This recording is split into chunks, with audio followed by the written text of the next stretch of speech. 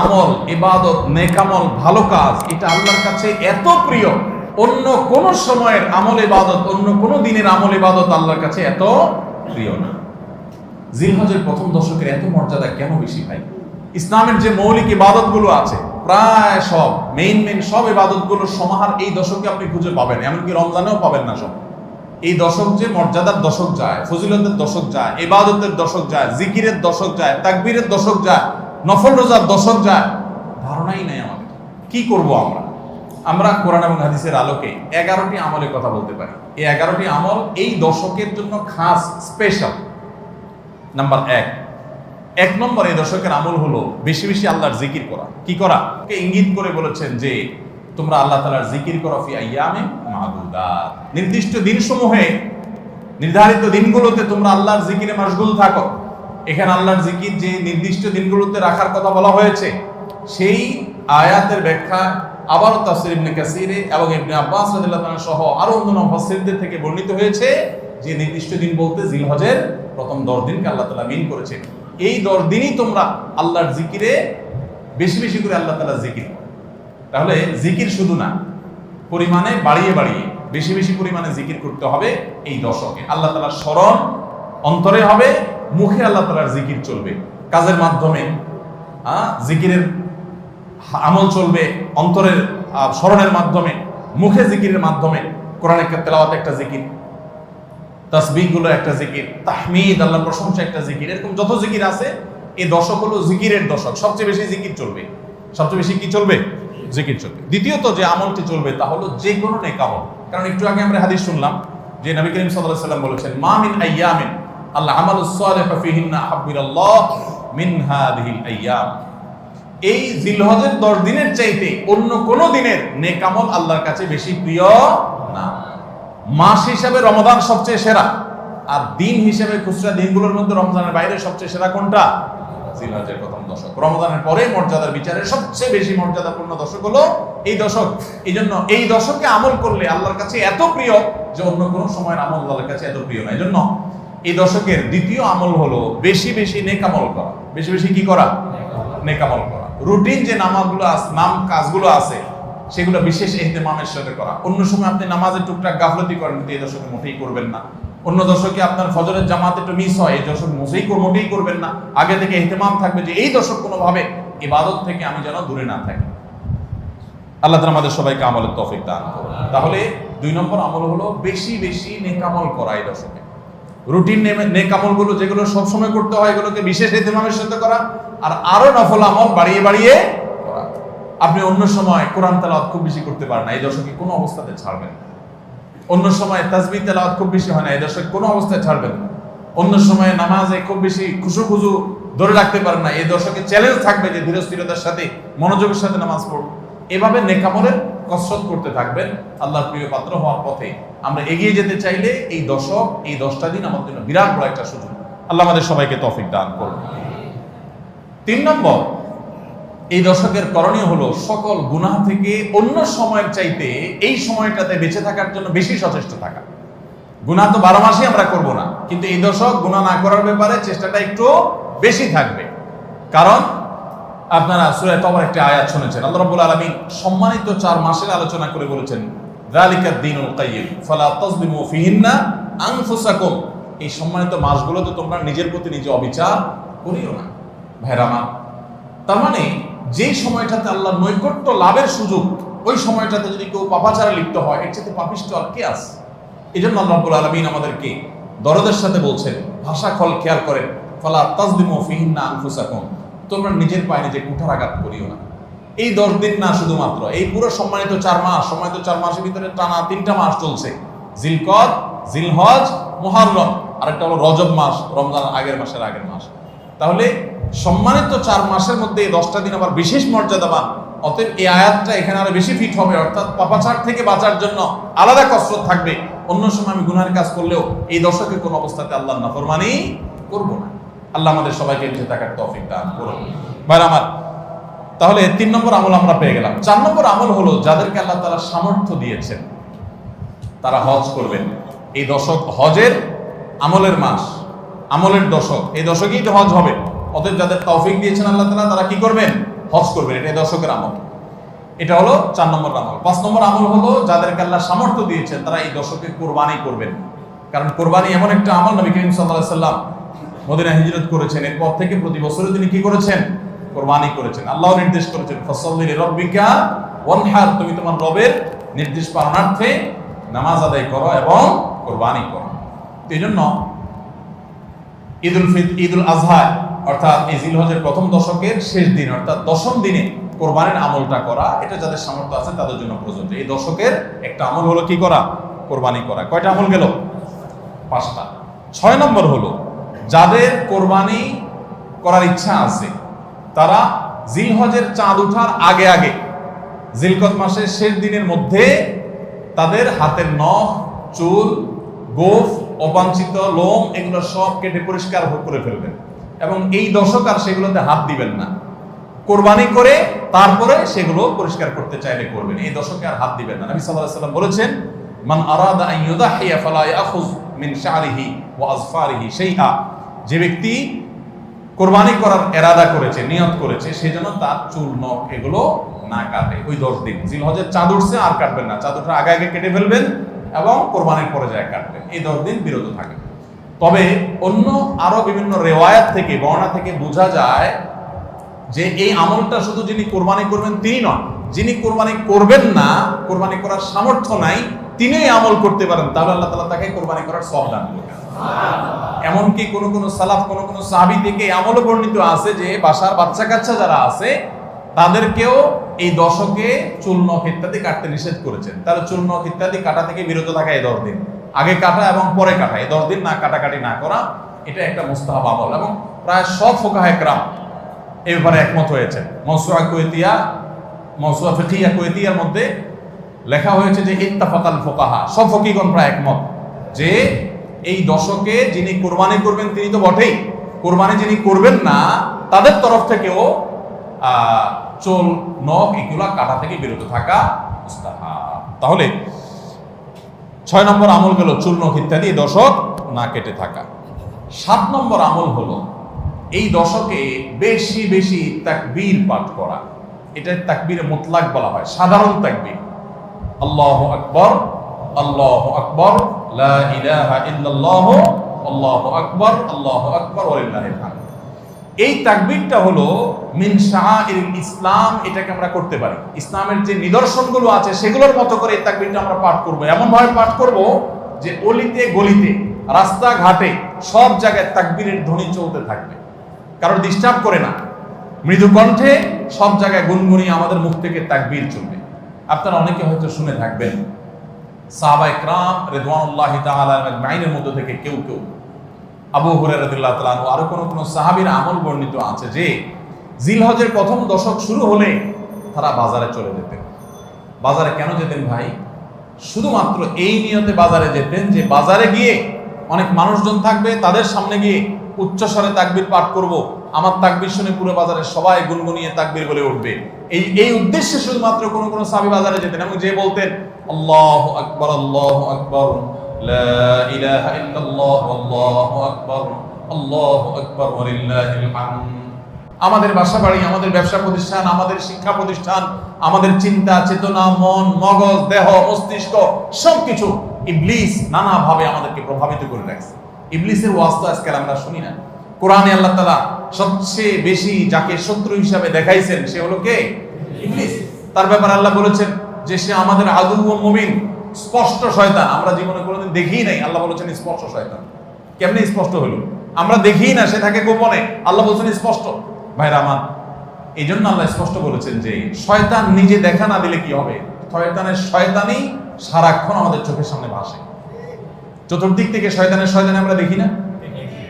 তো এই শয়তান তার শয়তানি করে করে পরিবেশটাকে আমাদের নষ্ট করে ফেলছে। আমাদের দেশ তরুণ প্রজন্মকে ধ্বংসের দ্বারপ্রান্তে নিয়ে যাওয়া হয়েছে, তাদেরকে দিন থেকে এত দূরে সরাই দেওয়া হয়েছে, কখনো শিক্ষার নামে, কখনো সংস্কৃতির নামে, কখনো বিনোদনের নামে, কখনো খেলাধুলার নামে, কখনো ক্যারিয়ারের নামে, এক এক সময় এক এক নাম দিয়ে আমাদের সন্তানদেরকে আল্লাহি দিন থেকে এত দূরে সরিয়ে ফেলা হয়েছে, আমরা অনেকে এখনো আঁচ করতে পারছি না। ভয়াবহতা কোথায় গিয়ে ঠেকেছে অনেকে অনুমান করতে পারছি না। সমাজ থেকে শয়তানের এই সমস্ত শয়তানির প্রভাব দূর করবার জন্য জিলহজের প্রথম দশকে অলিতে গলিতে রাস্তা ঘাটে বাসা বাড়িতে ব্যবসা প্রতিষ্ঠানে সব জায়গায় তাকবীর ধ্বনি উচ্চারিত করতে থাকেন। এই তাকবীর ধ্বনি নীরবে না, সশব্দে, সশব্দে বলতে মানুষকে ডিস্টার্ব করে না, যতটুকু মানুষ সহনীয় হয় মৃদু কণ্ঠে এই তাকবীর গুনগুনিয়ে আমরা গাইতে থাকবো, আওয়াজ করে করে বলতে থাকবো, সর্বত্র এটি ধ্বনিত হতে থাকবে। এই আন্দোলনটা আমার প্রত্যেকটি একটু করতে হবে। রাজি আছি তো ইনশাআল্লাহ? ভাইরা আমার, বাজারে গিয়ে, চায়ের দোকানে, মাছের বাজারে বা খুব জমজমাট বাজারে গিয়ে যদি আপনি হঠাৎ করে তাকবীর দিয়ে উঠেন, আল্লাহু আকবার, আল্লাহু আকবার, লা ইলাহা ইল্লাল্লাহ, আল্লাহু আকবার, আল্লাহু আকবার, ওয়া লিল্লাহিল হামদ, কত মধুর কণ্ঠে এই তাকবীর পাঠ করা যায়। আল্লাহু আকবার, আল্লাহু আকবার, আল্লাহ সবচেয়ে বড়, আল্লাহ সবচেয়ে বড়, লা ইলাহা ইল্লাল্লাহ, আল্লাহ ছাড়া সত্যিকারের কোনো মাবুদ নাই, লা ইলাহা ইল্লাল্লাহ, আল্লাহু আকবার, আল্লাহ বড়, ওয়া লিল্লাহিল হামদ, আল্লাহ বড়, আল্লাহ বড় এবং তার জন্য সমস্ত প্রশংসা। ভাইরা আমার, আল্লাহর বড়ত্ব এটা বলতে গিয়ে আজকাল আমাদের অনেকের হেজিটেশন হয়, আমাদের অনেকের মধ্যে ইতস্তত বোধ হয় যে মানুষের সামনে যায় বলবো, একা একা বলি ঠিক আছে, মানুষের সামনে আবার বলবো কেমন লাগে। এগুলো আমাদের ইমানের দুর্বলতার দলিল। আমার আল্লাহর বড়ত্ব বর্ণনা করতে আমার মধ্যে ইতস্তত বোধ যদি হয়, তো আমার যদি নিমুখ হারাম আর কে আছে আল্লাহর জমিনে? আমি কত আল্লাহ নিমুখ হারাম যে আমি সারাদিন আল্লাহ আমাদের ভিতরে ডুবে আছি, আল্লাহর বড়ত্বটা জোরে বললে কে কি মনে করবে, আমি এই চিন্তা করছি। তো আমরা ইনশাআল্লাহ এই অচল আয়তন ভাঙবো তো, আমরা ইনশাআল্লাহ এই হীনমন্যতা, এই ইতস্ততা দূর করবো তো ইনশাআল্লাহ। ভাইরা আমার, টার্গেট করে করে বাসায় যাওয়ার সময় মোবাইলে অ্যালার্ম দিয়ে দিয়ে লিখে লিখে রিমাইন্ড করে করে তারপরে আমল করব, মনে থাকবে তো ইনশাআল্লাহ। যেখানে মানুষ আছে একটু জোরে জোরে তাকবীর পাঠ করবো, বাসায় ঢোকার সময় জোরে জোরে পড়তে পড়তে ঢুকবেন যাতে বাসার সবাই তাকবীর দিয়ে উঠে। হঠাৎ মনে হবে একটু জোরে জোরে পড়বেন যাতে সবাই তাকবীর দিয়ে উঠে। পুরো পরিবেশটাকে সেভাবে করবেন। আমি আমার বাসায় এই দশক আসলে সাধারণত মৃদু কণ্ঠে ভলিউমের সবসময় তাকবীরটা চালু করে রাখি যাতে সবাই মনে হয়। অফিসে কম্পিউটারে এটাকে মৃদু কণ্ঠে চালু করে রাখি, অন্যান্য কাজ করতে থাকি, এই আওয়াজ চলতে থাকে যাতে করে যে আসে সে দেখে তার মনে হয় সে আমলটা করতে পারে। আমরা এই আমলটা চিন্তা করবো তো ইনশাআল্লাহ। যদি আপনি বাজারে গিয়ে তাকবীর বলেন, আমাদের সমাজের যে অবস্থা, যে অবক্ষয়, দ্বীনি চেতনা দিন দিন যেভাবে হারিয়ে গেছে, আপনার তাকবীর শুনে হয়তো অনেকে হাসবে। হঠাৎ করে যখন বাজারে গিয়ে তাকবীর দিবেন জোরে জোরে, বলবে ব্যাপার কি? কেউ কেউ হয়তো ইশারা করতে, মাথায় হয়তো কোনো সমস্যা আছে, এরকম হতে পারে। হতে পারে কি পারে না? কেন হতে পারে? কারণ সব গাফেলদের মধ্যে একজন জাকের আসছে, সব গাফেলদের মধ্যে একজন জাকের আসছে। যেখানে সবাই গাফলতিতে নিমজ্জিত, সেখানে একজন জিকিরকারী আসছে। এজন্য ওই গাফেলদের মধ্যে জিকিরকারী, একজন জিকিরকারী ব্যক্তিকে মনে হয় পাগল, অথবা তাকে বলা হয় যে আননোন। অথচ হওয়া দরকার ছিল মুসলমানদের সমাজে সবাই জাকের, এক দুজন গাফেল, আর আমরা সবাই হয়ে গেছি গাফেল। এই জন্য একজন জিকিরকারী হলে তাকে মানুষ কি করে? উপহাস করে, পাগল মনে করে। ওই যে কোন দেশে নাকি রাজাকে ভবিষ্যৎবাণী করা হয়েছে যে রাজা সাহেব পাগলা পানি আসতেছে, পাগলা পানি, বন্যার পানিতে যে পানি আসবে এটাতে সব জায়গায় ছড়ায় যাবে, এটা পাগলা পানি, দেশে আর কোনো পানি থাকবে না, এই পানি সবাই খাইতে বাধ্য হবে। আর এই পানি পাগলা পানি নাম এই জন্য দেওয়া হয়েছে, এই পানি যে খাবে সে পাগল হয়ে যাবে। রাজা সাহেব এই ভবিষ্যৎবাণী শুনে পরামর্শ করতেছেন সব মন্ত্রীদের সাথে যে কি করা যায়। দেশের সব মানুষ পাগল হয়ে গেলেও আমার তো অন্তত ভালো থাকতে হবে, আমি পাগল হয়ে গেলে দেশ চলবে কেন? তো সবাই বলতে দিচ্ছে, রাজা সাহেব এক কাজ করেন, তাহলে আপনার রাজ বাড়িতে বেশি করে পানি স্টক করে রাখেন, যে পাগলা পানি যখন আসবে, সাধারণ পানি যখন থাকবে না, ট্যাঙ্কিতে আপনার বাসায় পর্যাপ্ত পানি থাকবে, 1-2 মাস চলবে। তো অন্তত আপনি ওই পানিগুলো খেয়ে ভালো থাকলেন, জনগণ সব পাগল হয়ে গেল, আপনি একটু সামলালেন। তো বুদ্ধি অনুযায়ী রাজা সাহেব সব পানির ব্যবস্থা রাখছে এবং বিরাট পানির ট্যাঙ্কি ভরে ফেলছে। ভরার পর এবার সেই পানির ট্যাঙ্কির পানি রাজা সাহেব এবং তার ফ্যামিলির লোকজন খাইছে, এবং যথারীতি জনগণ ওই পাগলা পানি খায় সব পাগল হয়ে গেছে। আর পাগল হয়ে সব কাপড় চোপড় খুলে ফেলছে। এখন সব পাগলরা এসে রাজবাড়ি ঘেরাও করে ফেলছে এবং সবাই মিলে বলতেছে, ওই দেখ কয়েকটা পাগল। কারণ এগুলোর পরনে কাপড় আছে, এগুলো মাথা নষ্ট হয়ে গেছে, এটা পরনে কাপড় পরে রয়েছে কেন? এবার রাজা সাহেব সবার সাথে পরামর্শ করতেছে, পরিবার সদস্য যে আমাদের কি করা এখন। সবাই যে আমাদেরকে পাগল বলা শুরু করছে, যদি পাগল বলে মাধ্যম দেওয়া শুরু করে দেয় কি করা যাবে? তখন এবার সবাই বুদ্ধি করলো পরিবারের লোকেরা যে তাহলে এক কাজ করা যাক, যে সমাজে সব পাগল থাকে সেখানে আসলে সুস্থ থাকাটা দোষের, আমরাও চলেন পাগলা পানি খেয়ে পাগল হয়ে যাই। এবার তারাও পাগলা খানি খায় পাগল হয়ে গেছে, এবার পাগলে পাগলে মিলছে, আর অসুবিধা হয়নি। এই সমস্ত গল্প হয়তো এর কোনো বাস্তবতা নাই, কিন্তু এই গল্প বলার উদ্দেশ্য হলো যে যেই সমাজে মানুষ সব গাফেল হয়ে যায়, ফাসেকের পরিমাণ বেশি হয়ে যায়, সেই সমাজে একজন বাজারে গিয়ে যখন আল্লাহু আকবার তাকবীর ধ্বনি দিবে, তখন তাকে কিছু লোক পাগল বলাটা সমাজের মানুষের পাগল হওয়ার দলিল। পাগল হওয়া বলতে ফাসেক হয়ে যাওয়া, আল্লাহর জিকির থেকে দূরে সরে যাওয়ার দলিল। কেন বাজারে যায় যদি কেউ একটু গেয়ে উঠে, মনের সুখে কোনো একটা গান গেয়ে উঠে, তাকে তো কেউ অসুস্থ মনে করে না। তাহলে জিকির ক্ষেত্রে এরকম কেন হয়?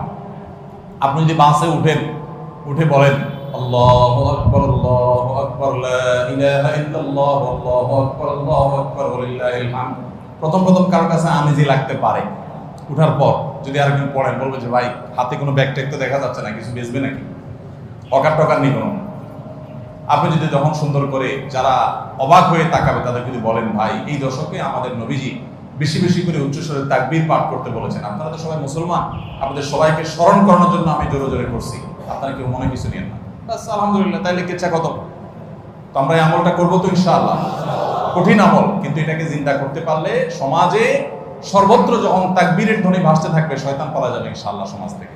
ঘরে যখন সারাদিন তাকবীর ধ্বনি ভাসতে থাকবে, শয়তান পালা যাবে। আল্লাহ আমাদের সবাইকে আমলের তৌফিক দান করুন। জিলহজের প্রথম দশকে এই আমলটা সম্পর্কে নবী করিম সাল্লাল্লাহু আলাইহি ওয়াসাল্লামের ভাষ্য খেয়াল করেন। তিনি বলেছেন, ফাকফিরু ফীহিন্না মিনাত তাকবীরি ওয়াত তাহলিলি ওয়াত তাহমিদ।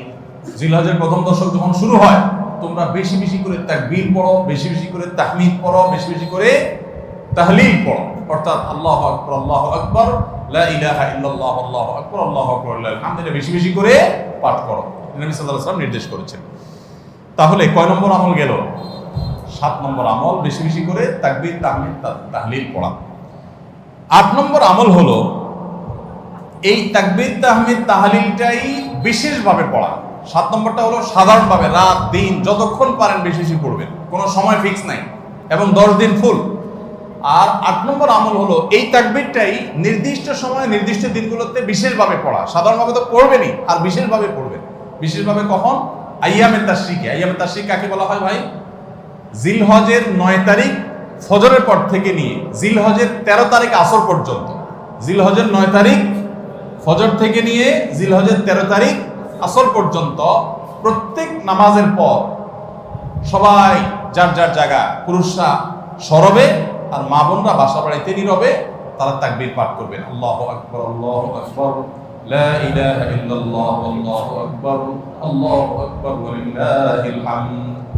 প্রত্যেক নামাজের পরে একা একা পড়েন আর জামাতে পড়েন, সর্বাবস্থায়। জামাতে পড়লে ইমামের সাথে তাল মিলায় পড়তে হবে জরুরি না, প্রত্যেকে যার যারটা শেষে পড়বেন। মনে থাকবে তো ইনশাআল্লাহ? তাহলে 8 নম্বর আমল হলো আইয়ামে তাশরিক, অর্থাৎ জিলহজের 9 তারিখ থেকে 13 তারিখ পর্যন্ত প্রত্যেক নামাজের পরে তাকবীরগুলো জোরে জোরে পাঠ করতে থাকবো ইনশাআল্লাহ। 9 নম্বর আমল হলো জিলহজের 1 তারিখ থেকে 9 তারিখ পর্যন্ত এই 9 দিনই নফল রোজা রাখা। এই 9 দিনই নফল রোজা রাখা। এই 9 দিন নফল রোজা রাখা সম্পর্কিত একটা হাদিস পাওয়া যায়, এবং এই 9 দিনের নফল আমল সম্পর্কে মওসুআ ফিকহিয়া কুয়েত থেকে প্রকাশিত ফিকহ বিশ্বকোষ, সেখানে বর্তমান সময়ের সবচাইতে অথেন্টিক ফতোয়ার কিতাবগুলোর মধ্যে থেকে, প্রসিদ্ধ কিতাবগুলো থেকে একটা, ফতোয়ার কিতাবগুলো থেকে মওসুআ ফিকহিয়া কুয়েতিয়া, সেখানে লেখা হয়েছে যে ইত্তাফাকাল ফুকাহা, সমস্ত ফকিহগণ এবারে একমত যে জিলহজের 1 তারিখ থেকে 9 তারিখ পর্যন্ত এই 9 দিনই রোজা রাখা মুস্তাহাব। এই 9 দিন রোজা রাখা মুস্তাহাব। বিভিন্ন বর্ণনায় এটি প্রমাণিত হয়, যদি সে বর্ণনাগুলো কোনটা সনদি মুহাদ্দিসরা কেউ আপত্তি তুলেছেন, কিন্তু ফুকাহা একরাম এই ব্যাপারে রেকমেন্ড করেছেন যে এই 9 দিন রোজা রাখা মুস্তাহাব। যেহেতু জিলহজের প্রথম 10 দিনের পুরো 10 দিনই ইবাদত আল্লাহর কাছে প্রিয়, অতএব নফল আমল, রোজাও একটা নফল আমল, সেই হিসাবে রোজাটা অটোমেটিক চলে আসে। এজন্য 9 নম্বর আমল হলো জিলহজের 1 থেকে 9 তারিখ পর্যন্ত এই দিনগুলো কি করা? রোজা রাখা। 10 নম্বর আমল হলো স্পেশালি বিশেষভাবে আরাফার দিনে অর্থাৎ জিলহজের 9 তারিখে রোজা রাখা। জিলহজের 9 তারিখে কি করা? রোজা রাখা। প্রথম 9 দিন সাধারণ, আর বিশেষভাবে 9 তারিখের গুরুত্ব আরো বেশি, কারণ নবী করিম সাল্লাল্লাহু আলাইহি ওয়াসাল্লাম বলেছেন, সিয়ামু ইয়াউমি আরাফা আহতাসিবু আলাল্লাহি আন ইউকাফিরা আস-সানাতাল্লাতী ক্বাবলাহা ওয়াল্লাতী বা'দাহা। আরাফাত দিনের রোজা অর্থাৎ জিলহজের 9 তারিখের রোজা, এই রোজা সম্পর্কে আল্লাহর কাছে আমার ধারণা, আল্লাহর প্রতি নবী সাল্লাল্লাহু আলাইহি ওয়াসাল্লাম বলছেন যে আমার ধারণা যে এই রোজার বিনিময়ে আল্লাহ তাআলা 1 বছর পূর্বের আর 1 বছর পরের, অর্থাৎ আগামী 1 বছর এবং গত 1 বছরের গুনাহ আল্লাহ তাআলা মাফ করে দিবেন। আমরা এই পর্যন্ত যত ফজিলতের কথা শুনেছি, পিছনে গুনাহ মাফ করে দিবেন, গত 1 বছর গুনাহ মাফ করে দিবেন, সারাদিন গুনাহ মাফ করে দেওয়া হবে, এরকম বিভিন্ন হাদিস আমরা শুনেছি। কিন্তু এরকম কোন হাদিস কেউ হয়তো আমরা এই হাদিস ছাড়া আরেকটা হাদিস শুনি নাই যে 1 বছর অগ্রিম গুনাহ মাফ করবেন। যদি আল্লাহ তাআলা কাউকে হায়াত দেন, তিনি 1 বছরের গুনাহ মাফ পেয়ে যাবেন। কোন কোন হাদিস বিদ্যাগণ বলেন যে হাদিসের মধ্যে ইশারা পাওয়া যায় যে কেউ যদি আরাফাতের রোজা রাখার তৌফিক পায়, হয়তোবা আগামী 1 বছর হায়াত পাওয়ার তৌফিক হবে তার। যদিও এটা জাস্ট একটা ব্যাখ্যা, এটা এমন না যে হাদিসে বলা হয়েছে আলাদা গ্যারান্টি দিয়ে, এরকম না। অতএব ব্যত্যয় ঘটলে করতে পারে। কথা বুঝে আসছে ভাই? তো এই জন্য এই আরাফাত দিনের রোজা এটা আমরা মিস করবো না ইনশাআল্লাহ। তাহলে 10 নম্বর আমল গেল জিলহজের 9 তারিখের রোজা। 11 নম্বর আমল হলো ঈদুল আজহার সমস্ত সুন্নাতগুলো আমল করা। ঈদুল আজহার অনেকগুলো সুন্নাত আছে না, এই সুন্নাহগুলো সবগুলো আমল করা। ঈদুল আজহার যে সুন্নাহগুলো আমল সাধারণত হয় না, গোসল আমরা করি, সুগন্ধি আমরা ব্যবহার করি, আলহামদুলিল্লাহ, অন্য অনেক সুন্নাত আমরা আমল করি, কিন্তু যে সুন্নাতের আমল সাধারণত হয় না তার ভিতরে একটা হলো ফজরের নামাজ মহল্লার মসজিদে এসে পড়া, ভোর রাতে আগে আগে উঠা। অন্য সময়ের চাইতে ঈদের দিন ফজরের মুসল্লি আরো আমাদের মসজিদে কম থাকে, কারণ চাঁদ রাতে তামাশা করে বেড়ায়, ফজর নামাজ মিস হয়ে যায়। তো ইমানদার সেটা করতে পারেন না। ঈদের সুন্নাহটা বিশেষভাবে আদায় করার চেষ্টা করা দরকার, অর্থাৎ জামাতের সাথে ফজর নামাজ পড়া দরকার, আগে আগে উঠা দরকার। ঈদের দিনের সুন্নাতগুলোর মধ্যে থেকে একটা। আরেকটা সুন্নাত আমাদের অবহেলিত, আদায় হয় না, সেটা হলো ঈদুল আজহা হোক আর ঈদুল ফিতর হোক, ঈদের নামাজ মাঠে পড়ার চেষ্টা করা দরকার। কোথায়? মাঠে। মাঠ এখন কম, বিশেষ করে শহর এলাকাতে মাঠ একটু কম, কিন্তু যেগুলো আছে সেগুলো যদি সঠিকভাবে সবগুলোকে ব্যবহার করা হয় তাহলে অনেক জায়গায় সুন্নাহ জিন্দা হয়। আমরা ঈদের নামাজ মসজিদে পড়ি, কেন পড়ি? একটা অজুহাত দেই, মাঠ কম। এই অজুহাত সব ক্ষেত্রে গ্রহণযোগ্য না এবং সঠিক না। অনেক জায়গায় মাঠ থাকা সত্ত্বেও মানুষ মসজিদে নামাজ পড়ে, কারণ সব মহল্লার মানুষ আলাদা আলাদা নিজেরা একটু মাতবরি করতে চায়। আমরা আবার আরেক জায়গায় নামাজ পড়তে যাবো, আমাদের একটা বাঁকাবাতি থাকে। এই রোগ মসজিদে ঢুকে গেছে, মসজিদ কমিটির লোকদের মধ্যে রোগ ঢুকে গেছে। তারাই কোরবানি করতে রাজি না, যে আমরা এখানে জমাত করবো না, চল আমরা সবাই মিলে বড় একটা মাঠে করি। বড় মাঠে কয়েক মসজিদের একসাথে নামাজ আদায় করার যে সৌন্দর্য আছে, এই সৌন্দর্য মসজিদের মধ্যে ঈদের নামাজ পড়ার মাধ্যমে নাই। এই জন্য ভাইরা, মাঠে ঈদের নামাজ জিন্দা করার চেষ্টা করতে হবে ইনশাআল্লাহ। চেষ্টা করা যাবে না ইনশাআল্লাহ? তাই বলে আবার রাস্তাঘাট আটকায় মানুষের অসুবিধা হয় সেভাবে করে ঈদের নামাজ ব্যবস্থা করেন না। হ্যাঁ, যদি কোনো রাস্তা এরকম হয় যে না, এই রাস্তা বিকল্প বহু রাস্তা ডানে বামে আসে, মহল্লার রাস্তা, কারোর কোনো অসুবিধা হবে না, তাহলে সেখানে হতে পারে শর্ত সাপেক্ষে। কিন্তু সাধারণত রাস্তা নয়, বরং আমাদের নামাজ পড়তে হবে কোথায়? মাঠে। এবং ঈদের নামাজ মসজিদে আদায় করবেন না, মাঠে আদায় করবেন। এই আওয়াজটা সর্বত্র তোলা দরকার। শহর তো বটেই, গ্রামে পর্যন্ত এখন প্রত্যেক মসজিদের নামাজ হয়। কেউ কাউকে মানতে রাজি না, আরেক জায়গায় ঈদগাহে নামাজ পড়ে আমাদের ইজ্জত থাকে নাকি? এই লোক ইসলাম বুঝে নাই। ঈদের জামাত হবে, অনেক বড় জামাত, সেখানে বহু মসজিদের মুসল্লিরা আসবে, এটার মধ্যেই সৌন্দর্য, পুরো মহল্লার মানুষের সম্মিলন করবে। এই সুন্নাতটা আদায় হয় না। ঈদুল আজহার আরেকটা সুন্নাত অবহেলিত, সেটা হলো ঈদুল আজহায় আমরা জানি যে প্রথম খাবার ঈদুল আজহার কোরবানির গোশত দিয়ে হবে, এটা সুন্নাত। ওমর রাদিয়াল্লাহু তাআলা থেকে একটা riwayat বর্ণিত আছে যে আল্লাহ তাআলার উদ্দেশ্যে কোনো কিছু দান করলে এটা নিজে ভোগ করা যায় না। যায়? আপনি আল্লাহকে খুশি করার জন্য আল্লাহর ওয়াস্তে কিছু দিয়ে দিয়েছেন, এটাকে নিজে খাওয়া যায়? এটা আপনি গরিবকে দিয়ে দিবেন, মসজিদে দান নিয়াত করলে মসজিদকে দিয়ে দিবেন, আপনি নিজে ভোগ করতে পারবেন না। শুধু কোরবানি এবং আকিকা, এই দুইটা আমল আছে যে এই দুইটা আমল আল্লাহকে খুশি করার জন্য জবাই করার সময় বলছেন বিসমিল্লাহ, আল্লাহু আকবার, আল্লাহুম্মা লাক মিনকা ওয়া লাক, আল্লাহ আপনার তরফ থেকে আবার আপনার উদ্দেশ্যেই কোরবানি করলাম, আমার কোনো ধান্দা নাই। অথচ আবার ঠিকই ওইটার গোশতটা আল্লাহ আপনাকে খেতে দিয়েছে, কারণ এটা আল্লাহর পক্ষ থেকে সাদাকা, আল্লাহর পক্ষ থেকে মেহমানদারি। যে আল্লাহ আপনার থেকে কবুল করেছেন এবং বলেছেন বান্দা আমি বুঝে পাইছি এবার তোমাকে দিছি তুমি খাও। তো এই জন্য আল্লাহর মেহমানদারি দিয়ে দিনের প্রথম খাবার গ্রহণ করা, যাতে করে ক্ষুধার্ত থেকে খাবারের প্রতি আগ্রহী হন আপনি এবং আল্লাহর মেহমানদারি দিয়ে প্রথম খাবার খান আপনি, এটা সুন্নাত। এই জন্য ঈদুল আজহার দিন আমরা কোনো কিছু না খেয়ে থাকবো, রাতে খেয়ে যে শোবো, এরপরে আর কোনো কিছু খাবো না, ঈদগাহে আসবো না খেয়ে, কোরবানির পশুর গোশত বানায়া রান্না করে ওইটা দিয়ে প্রথম খাবার খাবো ইনশাআল্লাহ। আল্লাহ তাআলা আমাদের সবাইকে এই সব সুন্নাহগুলো মেনে চলার তৌফিক দান করুন।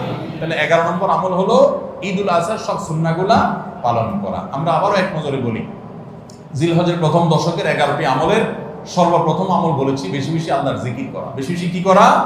আল্লাহর জিকির করা। এই দিনগুলোতে, নির্দিষ্ট দিনগুলোতে আল্লাহর জিকির করবার নির্দেশ আল্লাহ তাআলা কোরআনে কারীমে সূরা তাওবায় করেছেন।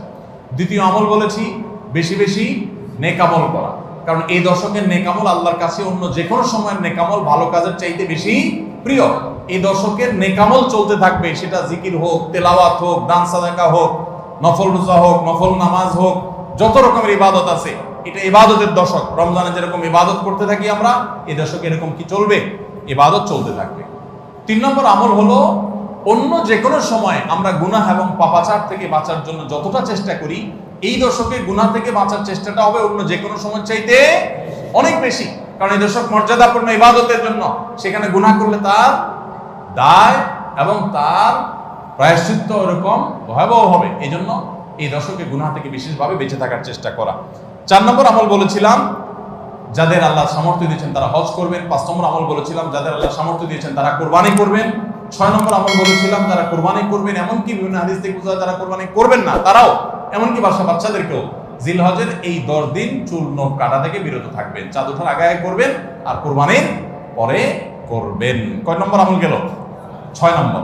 7 নম্বর আমল হলো সাধারণভাবে এই 10 দিন রাত দিন যত বেশি পারেন উচ্চ স্বরে সরবে তাকবীর পাঠ করতে থাকবেন। আল্লাহু আকবার, আল্লাহু আকবার, লা ইলাহা ইল্লাল্লাহ, আল্লাহু আকবার, আল্লাহু আকবার, ওয়া লিল্লাহিল হামদ। কোন হাদিসে 3 বার তাকবীর আসছে শুরুতে, আল্লাহু আকবার, আল্লাহু আকবার, আল্লাহু আকবার, লা ইলাহা ইল্লাল্লাহ, আল্লাহু আকবার, আল্লাহু আকবার, আল্লাহু আকবার, ওয়া লিল্লাহিল হামদ। আর 8 নম্বর আমল হলো এই তাকবীরটাই বিশেষ সময়ে, বিশেষ দিনে, বিশেষ সময়ে পড়া। সেটা কিভাবে? জিলহজ মাসের 9 তারিখ ফজরের পর থেকে নিয়ে জিলহজের 13 তারিখ আসরের নামাজ পর্যন্ত প্রত্যেক নামাজের পরে নারী পুরুষ সবাই এই তাকবীর নামাজের পরে একবার করে পাঠ করা। এটা হলো বিশেষ সময়, তাকবীরে মুকাইয়াদ বলা হয় এটাকে, স্পেশাল। এটা 8 নম্বর আমল। 9 নম্বর আমল হলো জিলহজের 1 থেকে 9 তারিখ পর্যন্ত এই সব দিনগুলোতে নফল রোজা রাখা মুস্তাহাব। 10 নম্বর আমল হলো জিলহজের 9 তারিখ আরাফার দিনে রোজা রাখা আলাদা স্পেশাল সওয়াবের কাজ। 1 বছর আগের এবং 1 বছর অগ্রিম পরের গুনাহ মাফ আল্লাহ তাআলা করে দেন। অর্থাৎ সগীরা ছোট গুনাহ আল্লাহ তাআলা মাফ করে দেন, বড় গুনাহ থেকে তওবা করলে সেগুলো মাফ পাওয়া যাবে। আর 11 নম্বর আমল হলো যে ঈদের দিনে যত সুন্নাহ আছে সব সুন্নাহগুলো সঠিকভাবে পালন করব। আল্লাহ রাব্বুল আলামিন আমাদের সবাইকে জিলহজের এই 10 দিনের ফজিলত এবং মর্যাদা প্রতি মুহূর্তে স্মরণ করার তৌফিক দান করুন। আমিন। এই দশক যে মর্যাদার দশক যায়, ফজিলতের দশক যায়, ইবাদতের দশক যায়, জিকিরের দশক যায়, তাকবীরের দশক যায়, নফল রোজার দশক যায়, ধারণাই নাই আমাদের, মনেই থাকে না। অনেক মানুষ আছে জিজ্ঞেস করলে ভাই তার হাবভাব দেখলে রুটিনের ভিতরে কোনো পরিবর্তন নাই। অন্য সময় ফজরে গাফলতি, এই দশকেও গাফলতি। আরে ভাই রমজান মাসে তো মানুষ বেনামাজিও নামাজ পড়ে, মাশাআল্লাহ, ঠিক না ভাই? ঠিক। যে লোক বখিল সেও টুকটাক দান করে, যে কখনো মসজিদে আসে না সেও মসজিদে আসে, যে কোরআন ছুঁয়ে দেখে না সেও একটু কোরআন ছোঁয়, কারণ রমজান ইবাদতের মৌসুম চলছে। তাহলে জিলহজের প্রথম দশকে এরকম ইবাদতের ছিটাফোঁটা, ইবাদতের কোনো আবহ, ইবাদতের কোনো পরিবেশ, ইবাদতের কোনো আলামত, এর কোনো আপনার চিহ্ন আমাদের সমাজে, আমাদের পরিবারগুলোতে দেখা যায় না। তাহলে এই দশক ইবাদতের অত্যন্ত ফজিলতপূর্ণ দ্বিতীয় বৃহত্তর মৌসুম হওয়া সত্ত্বেও অবহেলিত দশক, অজানা দশক। এই আমলগুলো হারিয়ে যাচ্ছে সমাজ থেকে। এগুলোকে জিন্দা করবো তো ইনশাআল্লাহ। আমরা সবাই এক একজন যার যার দায়িত্বে কমপক্ষে 5 জন মানুষকে আমরা সচেতন করবো ইনশাআল্লাহ। ঠিক আছে তো ইনশাআল্লাহ ভাই? এই বিষয়গুলো আমরা অন্যদের মাঝে শেয়ার করব। আমরা আমাদের ফাউন্ডেশন থেকে যে লিফলেট করেছি আপনারা নিজের উদ্যোগেও করে নিতে পারেন। আপনারা চাইলে আমাদের ফাউন্ডেশনের যে কেউ গেলে যতগুলো কপি লাগে আপনারা নিয়ে নিতে পারবেন। আপনার মসজিদগুলোতে আপনারা বিতরণ করবেন, রাস্তা রাস্তা দোকানে দোকানে হেঁটে হেঁটে মানুষকে হ্যান্ডবিল দিবেন এবং মানুষকে বলবেন ভাই একটু পড়ে দেখবেন এবং আমল করবেন। যদি আমরা এই আমলটা সমাজে চালু করতে পারি, আমরা সাকসেস ইনশাআল্লাহ। চেষ্টা করা যাবে তো ইনশাআল্লাহ। প্রত্যেকে যার যার মহল্লা গলিতে গলিতে তাকবীরের ধ্বনি চালায় রাখবেন এবং তাকবীরের ধ্বনি শুরু করবেন, এবং যুবকরা প্ল্যান করে করে তাকবীর পাঠ করবেন। আবার তাকবীরের নাম দিয়ে মানুষকে ডিস্টার্ব করেন না। মিছিল করতে করতে আল্লাহু আকবার আল্লাহু আকবার দিতে গেলেন, মানুষ মোবাইলে কথা বলতে পারলো না, এই ডিস্টার্ব আবার করা যাবে না, খবরদার। ইসলাম আমাদেরকে ব্যালেন্স শিক্ষা দিয়েছে, কোনো আমল করতে গিয়ে কাউকে কষ্ট দেওয়া যাবে না। সবাই চেষ্টা করবো তো ইনশাআল্লাহ। আল্লাহ তাআলা আমাদের সবাইকে আমলের তৌফিক দান করুন। জাযাকুমুল্লাহ খাইর।